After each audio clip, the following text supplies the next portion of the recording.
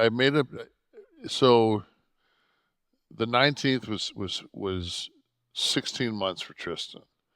So one of the couples that one of the other families we did like every vacation with. Um, what was T's friend Max that Oh did the yeah, show yeah, when T passed? yeah. So Max sent me that picture that was in my last Instagram of me and Tristan on Cokie Beach Yeah. in St. Thomas. So it brought a completely different grieving to me because you don't think of him. I don't think about him. I do think about him as a child and as a baby, but I remember that day like it was, yesterday. And him, because we were out there pretty deep, and he just was hanging on me. And we were just laughing and just, Mm. it's just one of those days. And it just like, so it put me on a hold and it just, I and knew then you had a bad week. You know that I could yeah, sense that. I didn't bug you this week. I had a I feeling. yeah, because I didn't contact anybody. Yeah, you I were had a kind of really undercover, fucking and bad week, and yeah. um, it's one of those things where my wife's birthday is coming up, and here's somebody that is for her whole fucking life has been put on hold because of what I do. She raised Tristan basically by herself. Even on the thing that really got in my craw when I dissected that picture was I know for a fact that I was there for 5 days, got up. We have a fractional ownership villa there. Got up, took a fucking cab in the morning to the airport, flew, did TV. Next morning, flew back and went on and had another 5 days of vacation with my family before I had to be someplace else to wrestle. And that was a fucking huge, to get those 2 5-day periods off with my family was, that was, Godfather ask. You wrote something. It might have been under that. I think it was under that picture. You apologized for chasing your dream, and I would ask you to adopt the perspective of providing for your family and in a way that brings in revenue that could have, if Tristan wanted to go to college, what was he, like 12, 10 in that picture maybe?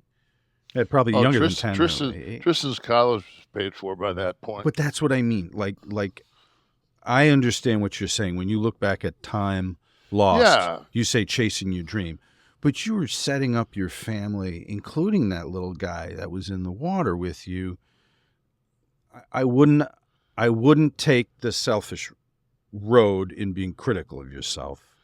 I think in retrospect, though, I think you always are going to, you know, there was a lot of times that I'd go out for 4 or 5 days on the days that I had off and go out and make meetings in California. Like sometimes 4 or 5 meetings a day for 4 days. For work, though, right? Yeah. For money. Get film or, yeah. So it's just, I don't know, when you're 64 years old and you're getting phone calls and the people are telling you got to fucking sign up for Medicare. You got to sign up for Medicare. You got to sign up for Medicare, and you go, Jesus Christ, man! Like, I'm still a Toys R Us kid. I don't want to grow up. Marcus Krause says, "Thank you for all you guys do. I have a 9-year-old with multiple diseases and with no cure, and with her diseases progressing, it's hard to sit by knowing there's nothing I can do for her.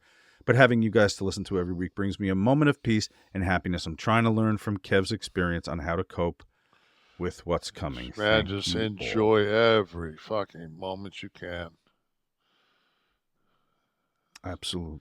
It's not what you don't have, it's what you have. That's the most important thing when it comes to a child.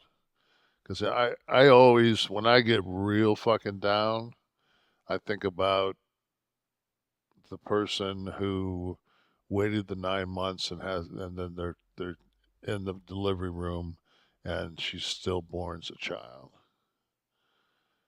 I know that you don't have the 26 years experience and all that, but just that, because that's all you know. Mm-hmm. That's all you know is that life and going in and, and going through that process and seeing the ultrasounds and doing all that. And it's just like, there's no, it's like a third degree burn. A third degree burn's a third degree burn. Losing a child's losing a child.